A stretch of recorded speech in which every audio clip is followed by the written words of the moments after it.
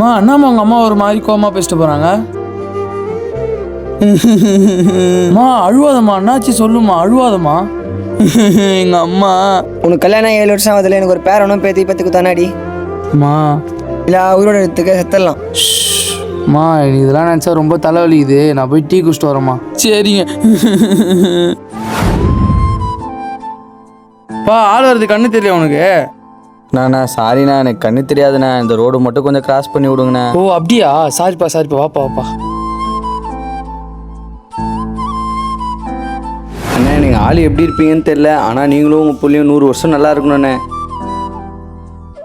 அண்ணா இருக்கீங்களாண்ணே? அண்ணா இருக்கும்பா இருக்கும்பா. பா நான் ஒன்று சொல்கிறேன், கேட்பியாப்பா?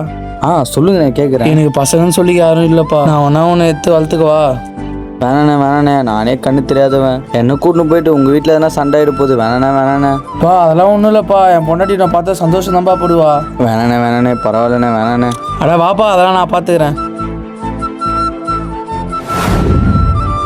மா இங்க அம்மா யார் வந்திருக்கான்னு பாருமா. இதோ வரங்க. யாருங்க இவன்? இந்த பையனை ரோட்டில் பார்த்தம்மா. பாவம் அப்பா அம்மா இல்லாத புள்ள ரோட்டில் பாவம் தனியாக சுற்றிருந்தான். கண்ணு வேற தெரியாதுமா. கண்ணு தெரியாதா? நம்மளுக்கு எதுவும் பசங்க இல்லை, இவனை எத்தனை நம்ம வளர்க்கலாமா? நம்மளுக்கு பசங்கள்லாம் அதுவும் இந்த கண்ணு தெரிய கவுப்பதில்லை, நம்ம பசங்களாம் ஏற்றுக்கணுமா? பாவமா அவன் முன்னாடி வேணாண்ணே. நீங்கள் எங்கேருந்து கூட்டின்னு வந்தீங்களோ அங்கேயே கூட்டின்னு போய் விட்டுருங்கண்ணே. உங்கள் காலில் கூட உயிரண்ணே, ப்ளீஸ்ண்ணே.